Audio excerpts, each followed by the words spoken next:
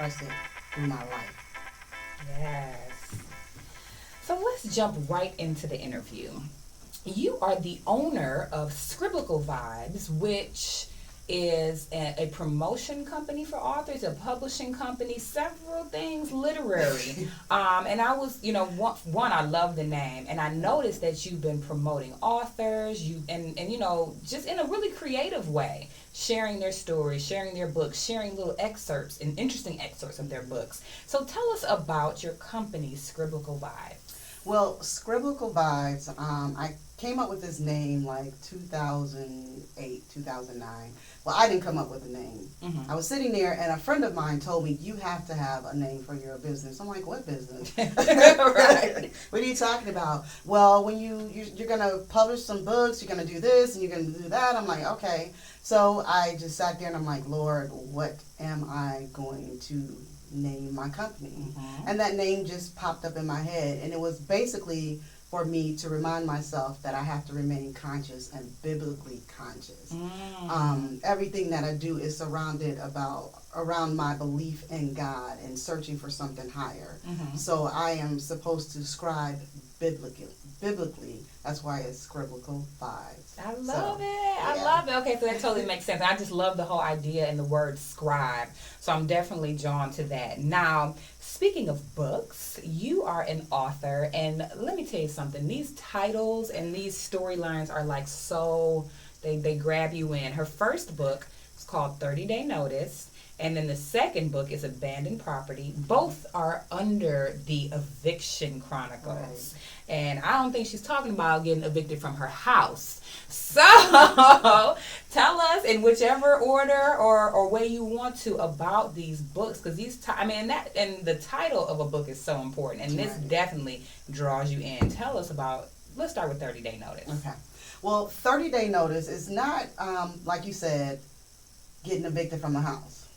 It's getting evicted from love, my favorite relationships. And if you notice, like in 30-Day Notice, it's about a woman who actually leaves her husband and her children, and she goes in search of herself. And in searching of herself, she finds, she falls in love, and she finds what she believes is her like love of all times. Oh, I just love this woman. And they end up and they break up, and she deals with such turmoil it's crazy. When you read 30-Day Notice, you're like, oh God, is she like a sucker or what's going on? But it's all about love and how we love people so much, and how we get these notices about our relationships that we don't pay attention to. Ain't that the truth? That makes me think about, when the initial storyline you shared makes me think about Eat, Pray, Love. I think sometimes we get to a certain age, around our 30s, I'd say, when we're like, what is life really about? What am I really supposed to be doing? Right. Am I just doing what the world thinks I should do? The house, the picket fence, the husband, the kids, but what do I really want to do? What do I really want? And I know our birthdays are close, Scorpio. Yes, they are. Yes, they are. So we love really hard. Right. And I may be quote unquote book smart or whatever, but when it comes to love, yes, I ignore all the notices. Right. And I just, love is the center of my life. Right. But then I look back at some of the decisions and choices I made, and I'm like, whoa. But then I still don't give up on it. I'm like, okay, who can I love next? Who wants this love herself? Yeah, so that's 30-Day Notice. Now, Abandoned Property. Ugh, that really spoke to me because, one, I love the whole analogy to the property and the houses and things like that. But also, it made me think of a poem I wrote years ago called Damaged Goods. And that feeling of, when it comes to love, I'm sure this is what that book is about too, I don't know. But sometimes when it doesn't work out, you begin to question yourself. You begin to say, am I enough? Like, you forget who you are. You forget how valuable you are. You forget whose you are. Right. And then you begin to question yourself. And you do feel like damaged goods or abandoned property. Right. So I don't know if I'm onto something here, but you tell us about abandoned property. That is a piece of it. Abandoned property goes back before 30-Day Notice. So it kind of ties it in together. So the people who were in Corey's life in 30-Day Notice, you get to know these people. And each of them have been abandoned in some way.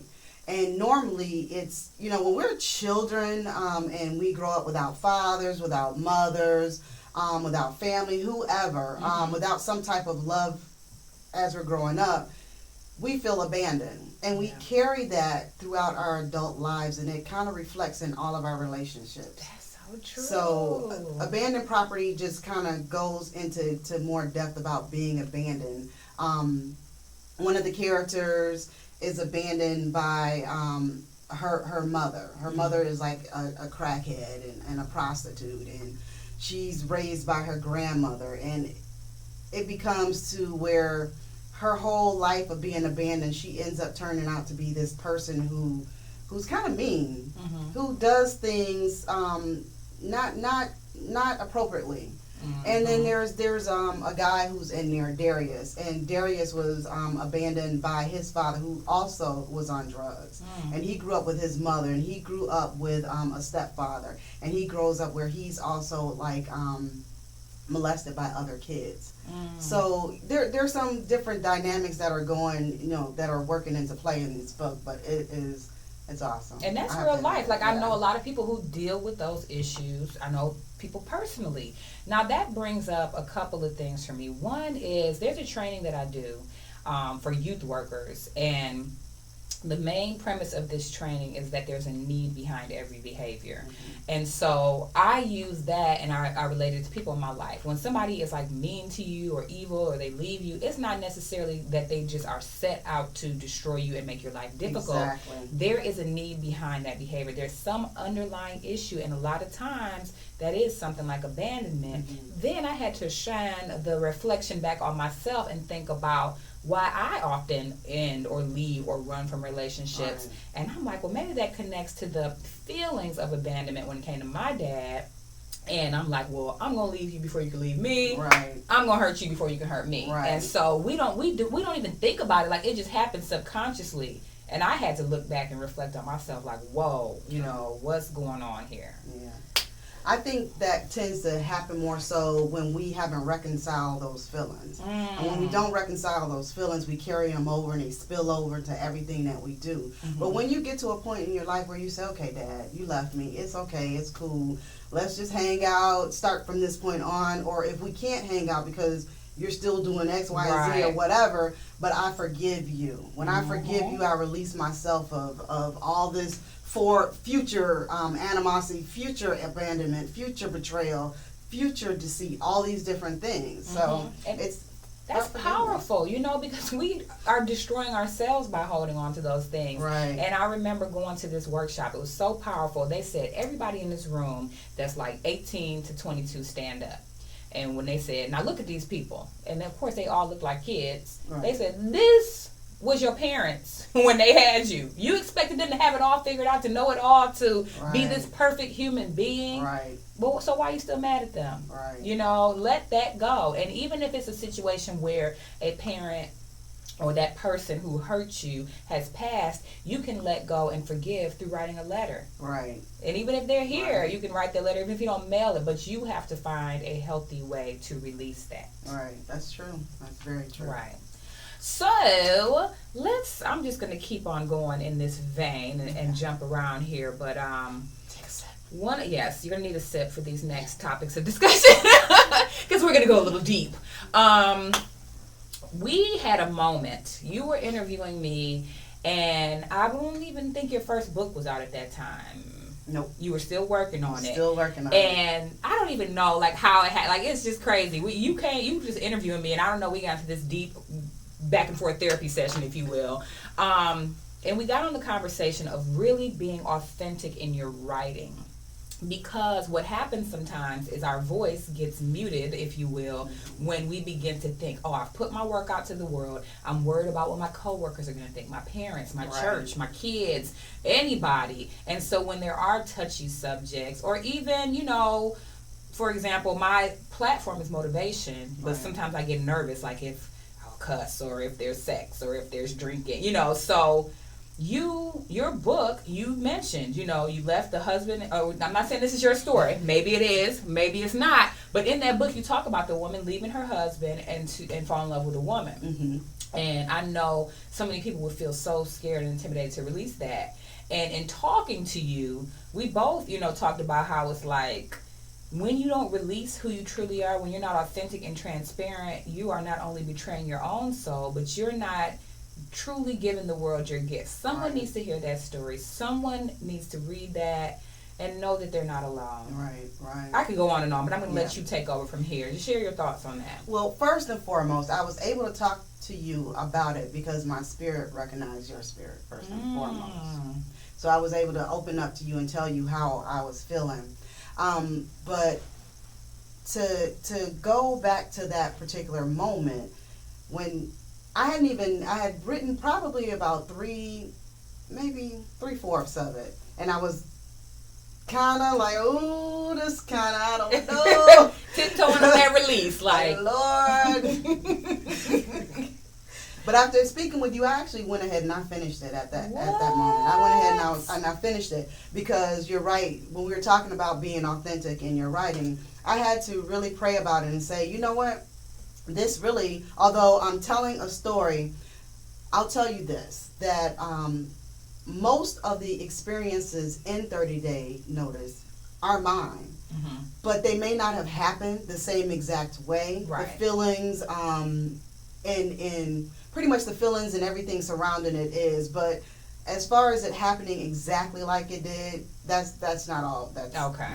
Yeah. But then there are a lot of things too that are in there that I've seen like friends go through, and I kind of add that on to the pile of misery, of of love, of misery, of everything. Mm-hmm. But what I really noticed was that if you don't live your life out loud, if you don't live your life authentically, and it's hard to be authentic. People think, oh, just be yourself, Well, easier said than done. It's not easy to be yourself at all times. It really isn't. It's something that you have to practice. Yeah. And in writing, because of the fact that I knew that my family, my children, my children's friends, my friends, that everybody would see it.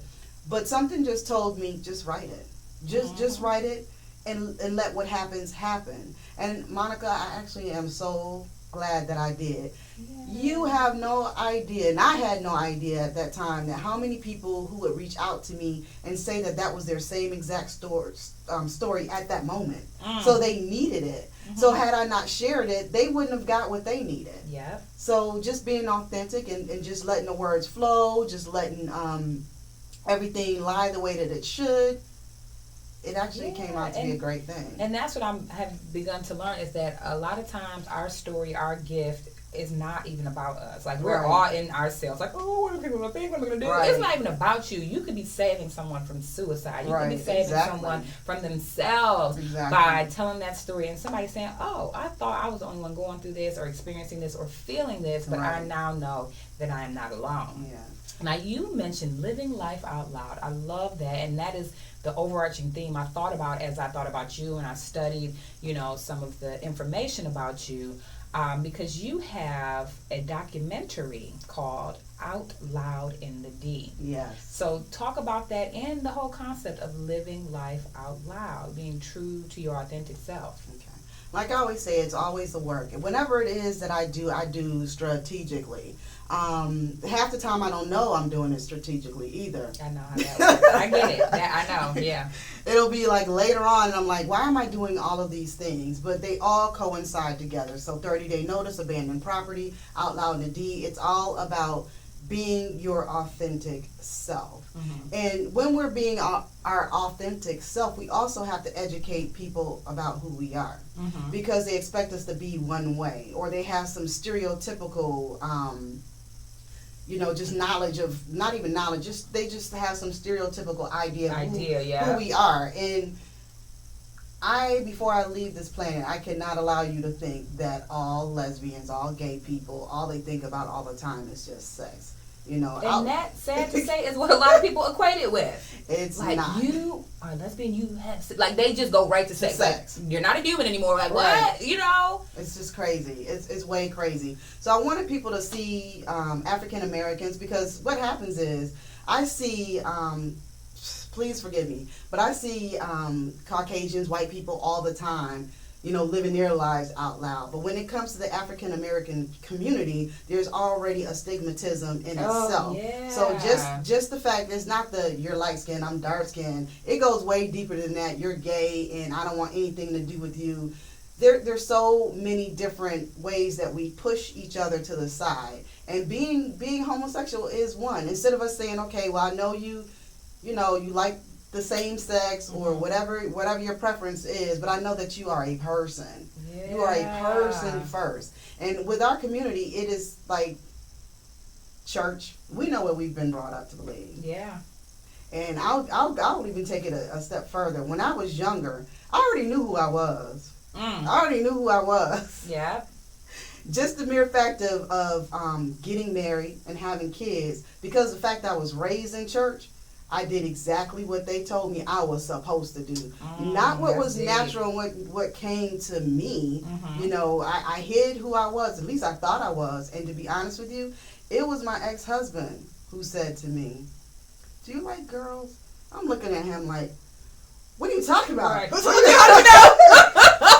are inside thoughts. Yeah. And for a long time, I mean, I said, yeah, and then we went back to, like, our conversation after, I was afraid to answer for a few seconds, but I was like, whatever, So I answered the question, and we went back to life.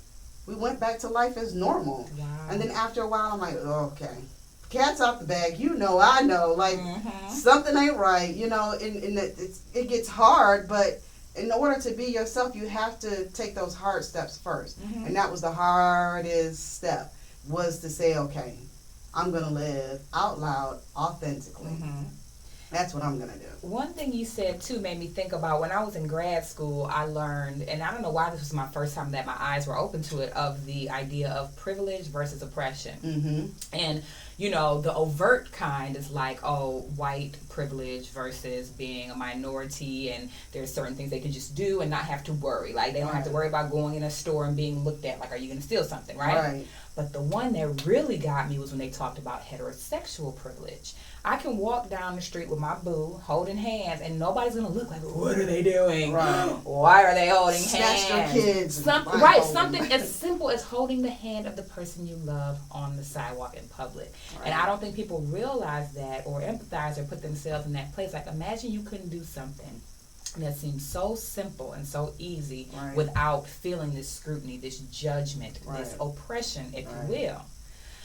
Woo, honey. So with that whole idea of oppression, tell us about, I think our challenges are often what lends themselves to our art and to our ability to inspire others. So talk about a challenge that you've overcome or that you're in the midst of and what it has taught you. And, let's go deep. I'll tell you what I'm in the midst of right now. I'm going to go real deep with you. When I first came out, I didn't know about I knew who I was, but I didn't know how to be who I was. So when I came out, I was in a heterosexual relationship. And so when I came out, I was like feminine. Okay. So now get this. I'll tell you, get this. When I was with my husband, I would buy him clothes. If he ain't wearing fast enough, I would put them on. You was bad. What you say? I rock this right here. Let me tell you how to do this with them. I love it. So yeah, when I came out, I was kind of didn't know how to be who I was. So when I came out, I was feminine, and I'm like, okay, all right. I cut my hair off. My hair probably was right about here. I cut my hair off. I got a nose ring. And the woman who I was with at the time, she said to me, because she wasn't feminine, she said, so what's happening? I'm like, I'm just being me. You know what I mean? I'm just being me. And as I realized that the me who I am was coming out without me even really just trying. It was just trying to force itself outside of me, that I couldn't help but just be me. Yeah. So, I mean, just get who I am and just saying, okay, I'm going to be me. I've had a challenge of, I'll say this. Recently, I have really, really been on this kick about really getting a spiritual high and being more so spiritually awake and allowing myself to just be no matter what it is. I used to be afraid of saying the wrong thing, doing the wrong thing. I'm always like this. I'm either over here, I'm over here. There's like no middle. So eventually I was like, okay, it's getting tiresome. It And really you know is. what? I have to say, I mean, I don't know how long we've known each other now. Time flies because it might have been like 5-6 years. I don't know, but I've seen a change. I've seen your light shine brighter. I've seen the shift and the transition since when I first met you. So that's another thing that inspired me. I love seeing people come into who they really are, because it's almost like the lights are off, and then suddenly you just start seeing this light just shining and exuding from a person's essence. So I've definitely observed it. Thank you for seeing me. Yeah. You don't realize that's important. It's important when you're going through different steps in life. If you have somebody who says, I see you, that helps you know that you're going in the right direction. Yeah. So you if you're subscribed to Kai's blog or you follow her on social media, you'll see the term Kaiology, and that ology connotes study or the science of. So tell us where that name came from and how that translates into your mission to the world. I'll go even deeper. My birth name is Kendra Hightower. When I got married, it was Kendra Mann. At a point in my life when I started changing into who it was that I wanted to be, I felt no longer like Kendra. Just so happens this guy came along into the job that I worked at. His name was Kai. I love that name. And not just names itself. I love the meaning of names. And I've always felt that I was a deep person, a person who's more inside than outside, more, not superficial. So when I looked up Kai, it meant deep ocean. So yeah, I was like, oh, that fits. So the whole Kaiology is the study of Kai, the study of myself. And as I grow, and as I grow, that's what I'm doing in life until the day that you die. You're still finding out who you are. So I'm studying myself. I love it, love it. Now, in a part of your mission, I know, is empowering others to think. And within that, I saw that one of those things is self-love. Now, that is a personal mission I'm on because, I go through the same thing. It's funny when people get to know me or sit down with me one-on-one, they're like, you're so cool, you're so down to earth, you got a little hood in you, you know what I'm saying? But they're so shocked because there's a certain persona I put on social media and on camera.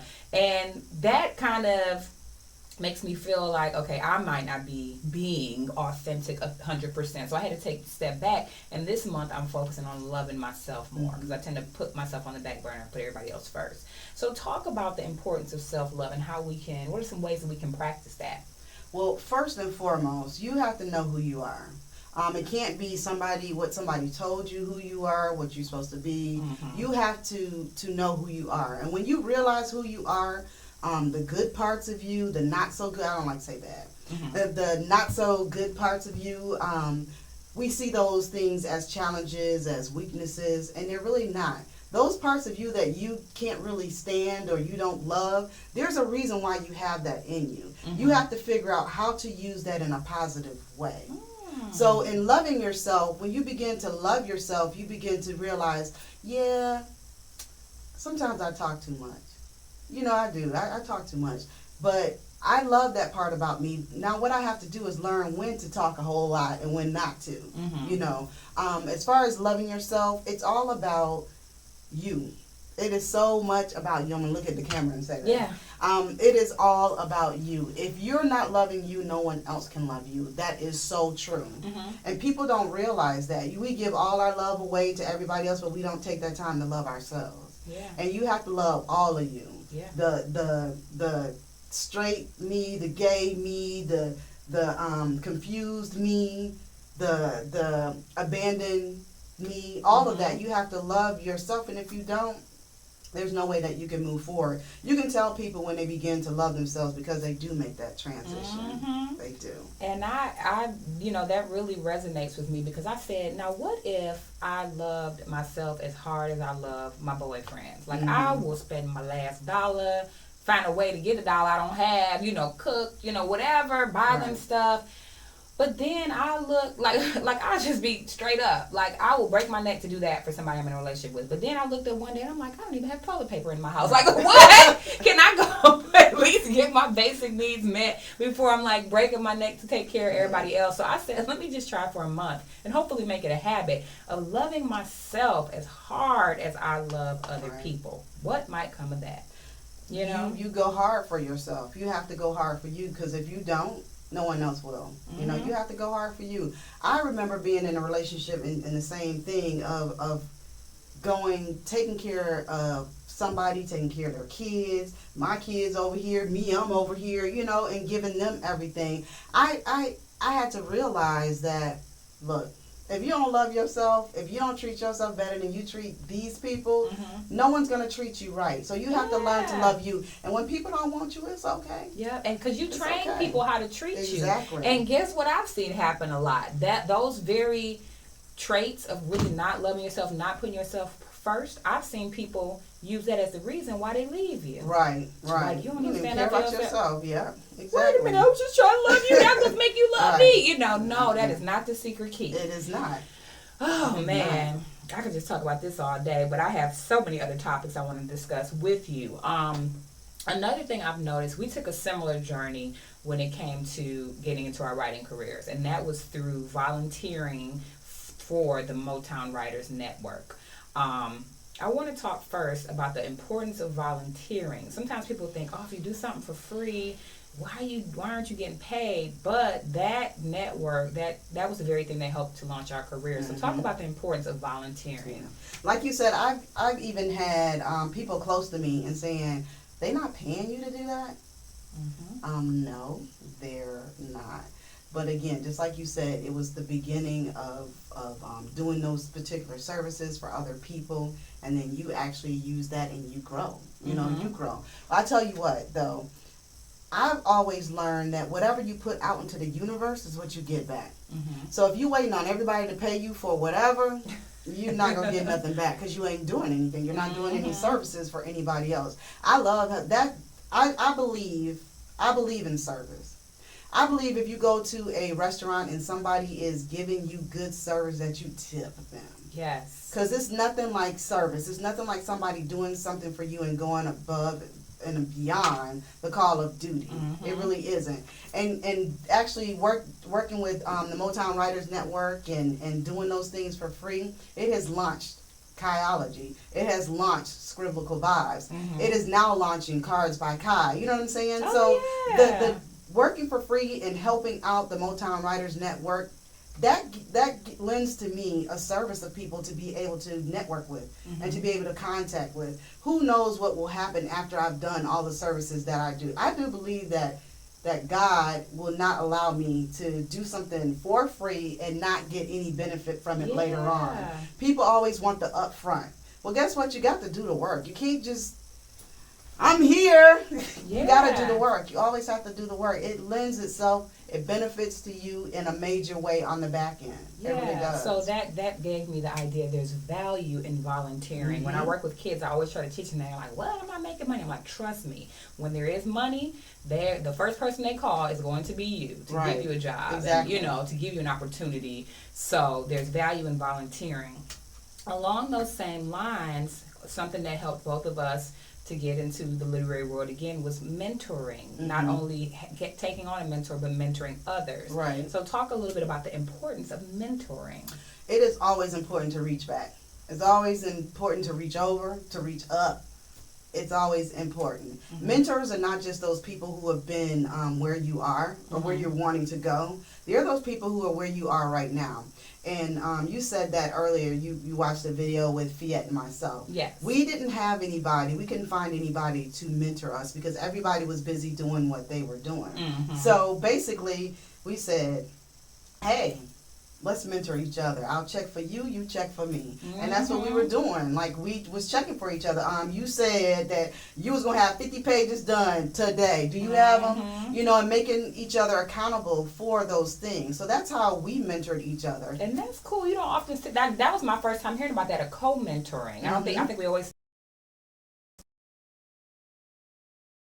not the case. You can mentor each other. It can be like one of my favorite terms in the acting world is give and take. Right. And sometimes when it comes to mentors, we just take. We don't think about how we can give. Exactly. So a co-mentoring relationship. Yeah.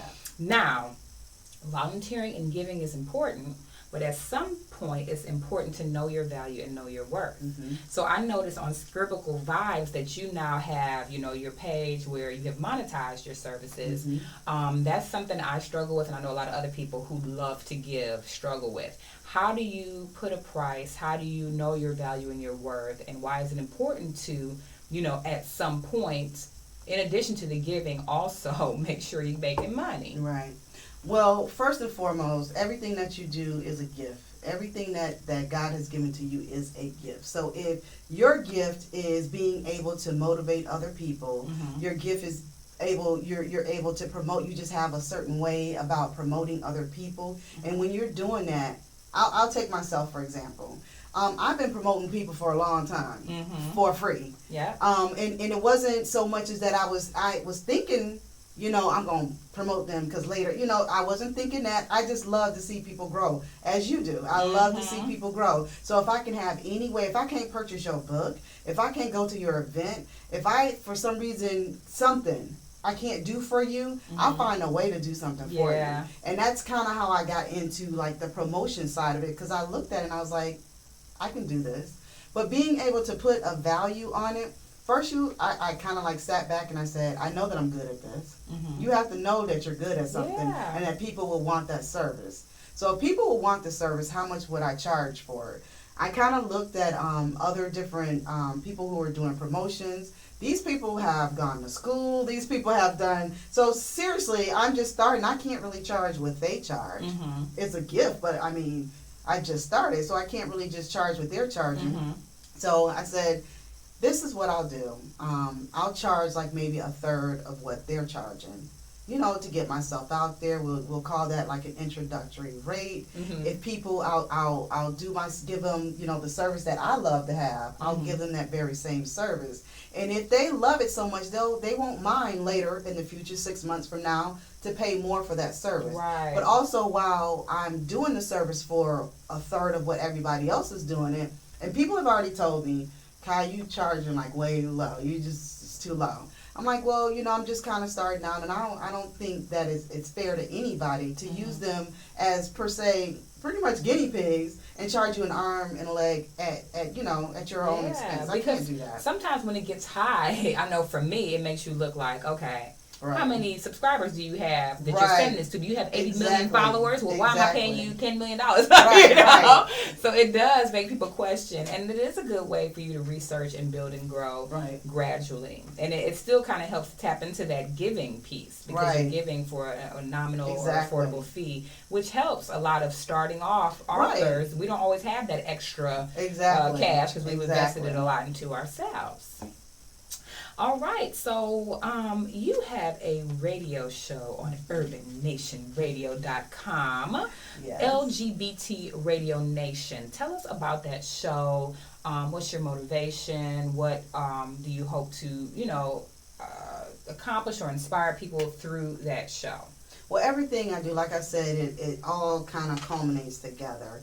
And LGBT Radio Nation is a show where we empower the LGBT community. People who are not in the LGBT community, again, we go back to all they think about is the sex part. They don't think that there's daycare workers out there, there's doctors, there's lawyers, there's psychologists. They don't think about all these people who they probably have contact with every day that they don't know. And they, you know, again, they go back to that stereotypical role of what what the LGBT community is. So I wanted to empower us, not only just empower us, but to also bridge the gap between communities. So we're out here, we go to work just like you, we dropping off kids at the daycare, we might go to the club, but that's not everybody's life. We live just like you. Do you pay bills? Yeah. We pay bills. Yes. You know what I'm saying? We gotta work, we gotta do all these other things. That's being LGBT is not the whole of who we are. So I wanted a show that would just reflect that, that we can come on and not only just show, to bridge the gap and to educate everybody, because I'm learning as well. I've been in the community for a while, but I'm actually really learning the different labels that people carry, just different things myself. So it's like, wow. Now, speaking of that, for those who might be listening that aren't familiar or aren't clear, tell us what the acronym LGBT stands for, and when you say the LGBT community, what that means. Okay. The LGBT acronym stands for lesbians, bisexuals, lesbians, gays, bisexuals, transgender, and now they have added the Q. So it's LGBTQ. And the Q is just queer. And that's just people who, whatever their preference is. Okay. Go into all that. But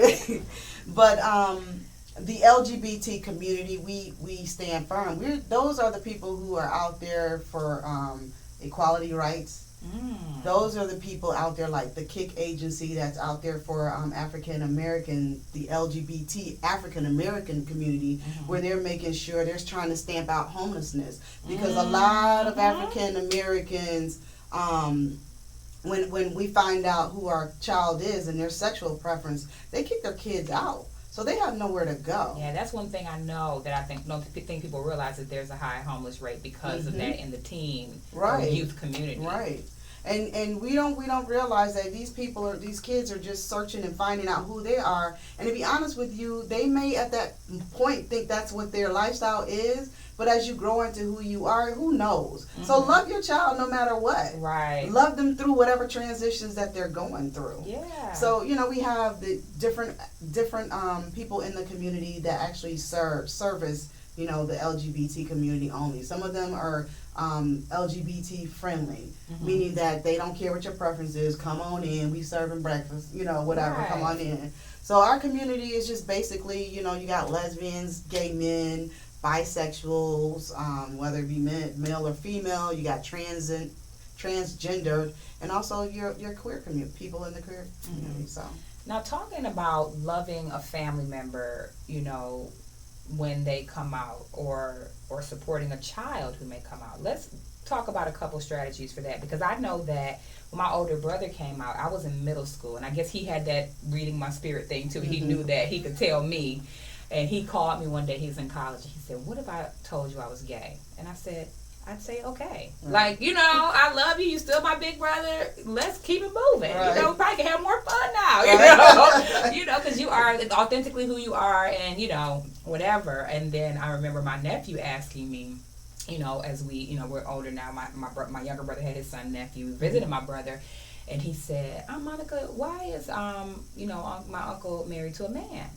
And so I think a lot of times people are still so uncomfortable with that. I know there's a Honey Maid graham cracker commercial out now where they show families, and then there's these two men with a child, and I heard somebody like, what? Like they're so, like, oh, they're actually putting it on TV. I can't believe it. So give us some tips on how we can address that. If you have a child that sees that on TV and asks, if you have a child that wants to come out, if you have a family member that's coming out, if you have to have that conversation with someone, give us some tips, because for me, it's just all love. Yeah. Sometimes, I remember my brother and I had a friend who felt, I think the underline, they felt like people are going to not love me or not like me when I come out, so I'm going to distance myself from them. But hey, I never said, I'm here for you. I love you. I'm family. I'm a friend. So give us some tips on that. That's the number one thing that most of us do when we come out. We're afraid that, you're not going to love us, or you're not going to, want us around. So we will distance ourselves.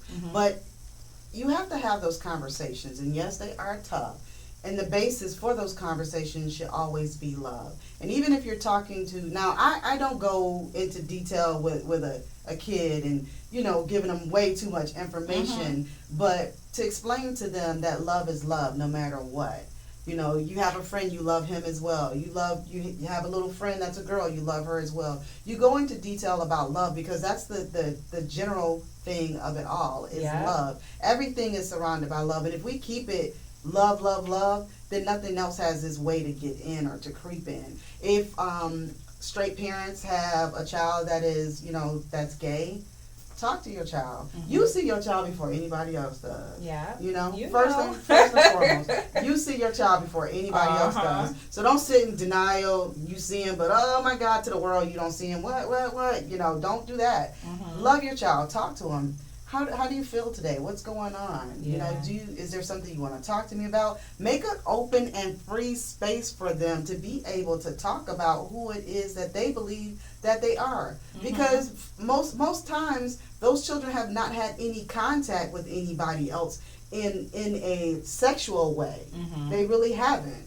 But they have these feelings. Right. And I knew of a father who wanted to literally beat his son every time that he saw him because he was effeminate.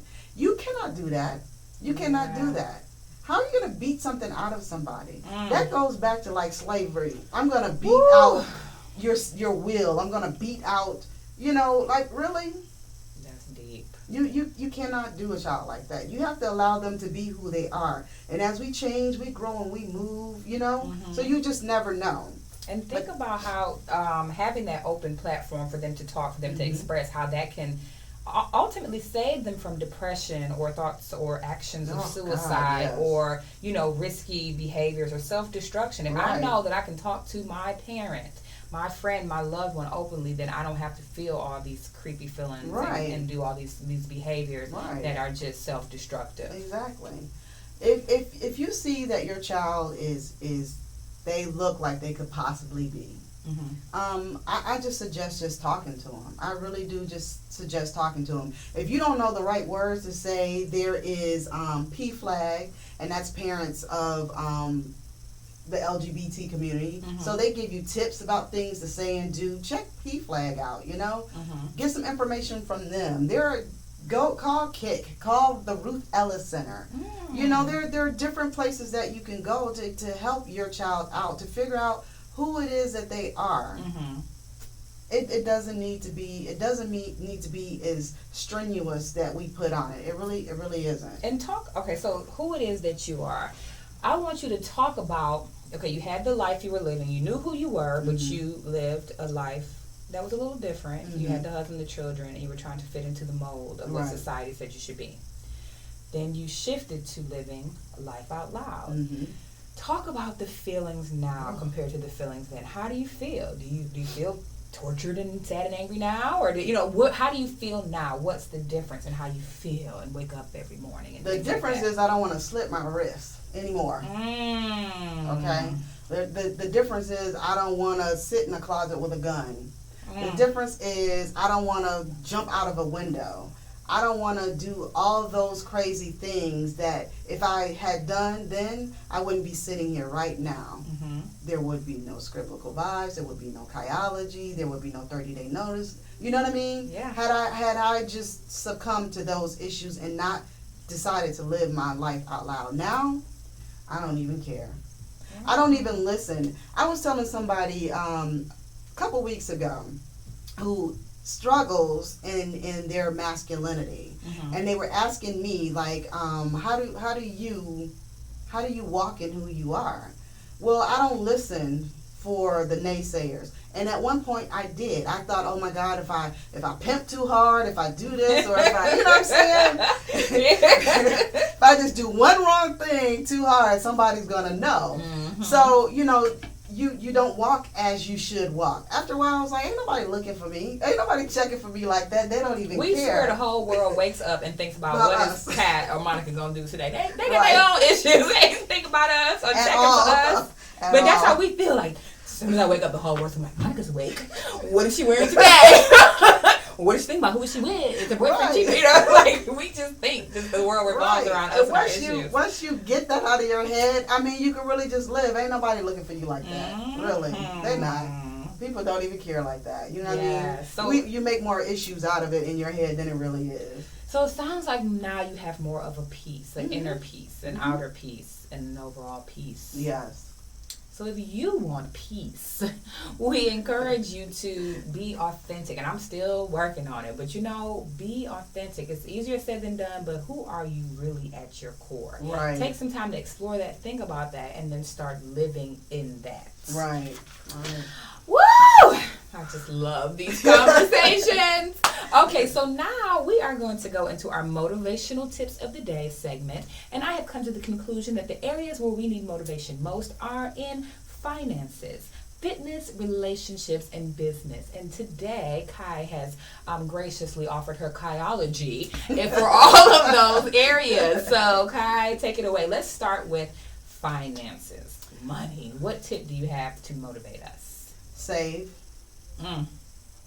Simple as that. It's Save. hard. I know it's hard. If you got $2, take 50 cents. I'm serious. Save money. You have if you want to go into anything, if you want to do anything, we can do some free stuff, but free ain't Right. free is not for everything. So you have to save money. You literally have to save money. And that was something that I struggled with as well. Yeah. I'm telling you, I do things by the seat of my pants, be like, ooh, I just need 5 more cents. And I think sometimes, and again, speaking from experience, we are caught in a poverty mentality, especially if that's the background we came from. So we're used to not having anything. So when we get it, sometimes I get money, I'm like, okay, what can I spend? So I got to get rid of it. I got to get back to zero. Because zero, that chaos is my place of comfort. Right. Don't walk around with cash. Don't walk around with cash, because for me, cash is like gold. Right? I got cash. Yeah, and what Don't walk around with cash. I learned about budgeting is just because you have it doesn't mean you have it. Exactly. You may have that money, but that's slated for your mortgage or your car note or whatever your expenses are, your emergency funds, your tithing. Right. So just because it's there doesn't mean it's really there, and don't spend it unless it's in that budget. Right. What about fitness? My ongoing journey of life. Oh my God. What tip do you have for us? I used to be like fitness, like 101, just out there. And for a long time, many years, like I have not done anything. And I still haven't gone back to the gym like I really want to. But right now, I'm focusing on healthy eating, healthy living. And healthy eating is very hard for me. Because I want some fried everything. I want some chicken, some fried okra. Like, it's just healthy. Right now, I'm just doing healthy. So make sure you guys eat your vegetables. I know a lot of people don't like vegetables, but eat your vegetables and have fruit. Eat some fruit. And they say that the eating is really 80% of it. The gym and the workout and things like that are important, but that's 20%. You can work your whole life away at the gym, and if you're not eating right, you probably won't see results, or you'll flip-flop back. I have lost in the past 2 weeks, 3 weeks, 10 pounds already. And that's just for changing my diet. You hear that? So let's eat some fruits and veggies, my friends. What about business? You are an entrepreneur, full-time entrepreneur now. Right. Therefore, what business tips do you have for us? Business tip I have for you is go with your instincts. Listen to yourself. Listen to yourself. We have so many people who do not listen to themselves for the mere fact of everybody's doing it this way. Well, each of us are individuals, and in order for you to walk in your gift, your purpose, you have to go by what's inside of you. I can't do what she's doing. I can't. Her results are for her. My results are for me. And if I don't, matter of fact, Bishop T.D. Jakes has a book out. It's called Instincts. Get it. Let me take notes. It's called Instincts. Get it. And he walks you through the steps of how to listen to yourself, and how to follow your instincts, and know the difference between instincts and urges. Because they're totally 2 different things. Interesting. Yeah. That thing that resonates in you, I mean, it really resonates in you, that's that thing you're supposed to do. Do that. No matter what somebody else is doing, do that. That's confirmation. That's why I'm doing this show, because I'm like, I love people. I love to talk to people. I could wake up and do this every morning, be excited about it if I never made a penny. And then afterwards, I'm like so on a natural high. Like, that was so awesome. I learned so much. I was inspired. So that's true. Yeah. And when you're happy and you're doing what you love, you really live a fulfilled life. Exactly. I'll tell you this. April 15th, I got laid off from my job. I wasn't discouraged about it because I knew that's where I wasn't supposed to be in the first place. Some years ago, I think in 2012, I had some surgery, and I was going to be off work for like 3 months. And I told myself, good, these 3 months you're going to figure out what you're supposed to do. I already had a business plan, but didn't even go back to refer to the business plan. 3 months went by, was eating, just chilling on my medical leave. And it was time to go back to work. I was like, fool, you haven't done anything. You haven't done anything you're supposed to do. Time kept creeping by. The whole office atmosphere was just so on my nerves. I was walking around with headphones. I didn't want the whole thing talking about this person, this person. I didn't want to hear any of that. Culture, I hate it. I didn't want to hear any of that. But after April 15th, when we were sitting there, and I knew exactly. I knew the month before. My whole psyche knew that something was going to happen, and it did. I went in there, and there were like 7 other people, and they were crying. I was like, God got something. I'm in there, God got something else for y'all. Right. I had a coworker who got in touch with me like a month later, and she said, you left with such class and dignity.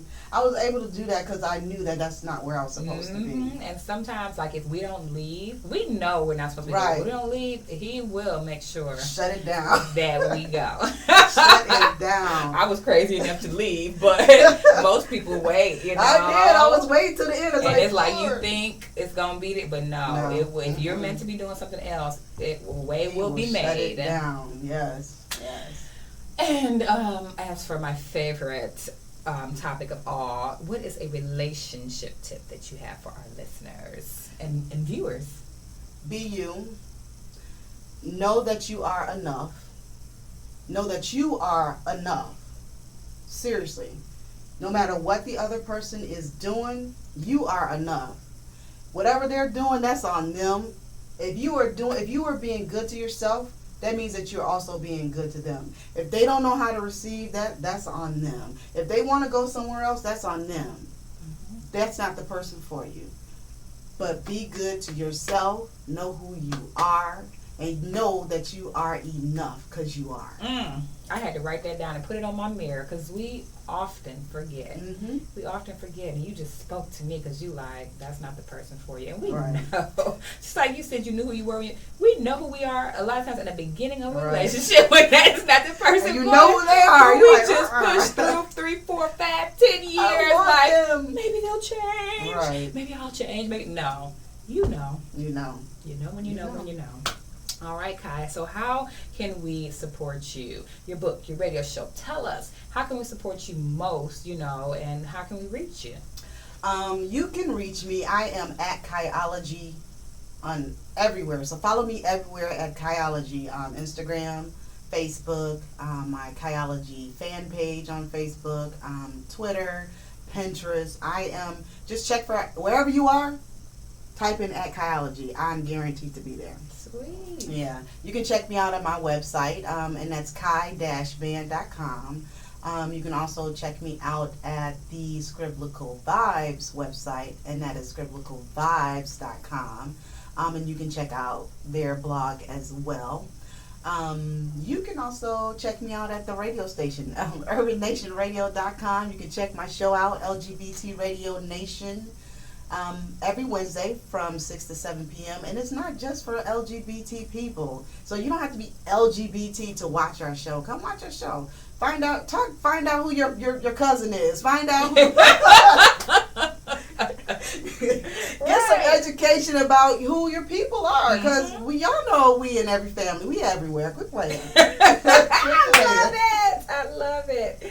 All right, Kai. Kai will also be on my radio show soon, Motivation Mondays with Monica Marie Jones on urbannationradio.com. So make sure you tune in every Monday at 2 p.m. Eastern Standard Time. And just check out the whole station. urbannationradio.com is full of amazing Outloud personalities like ourselves. So you will be entertained, you'll be inspired, you'll be educated, motivated, just so many things going on in that place. So Kai, thanks again for being here today. I hope you enjoy. Oh man, I hope you enjoyed I know we enjoyed you. I know the listeners will enjoy you. Yeah. And I hope you continue to watch Midweek Motivation with Monica Marie Jones on the Monica Marie Jones Show. Subscribe to my YouTube channel. Subscribe to SoundCloud. You can hear it there, audio. Tell a few friends. Share this. Follow Kai. And have a wonderful day. Until next time.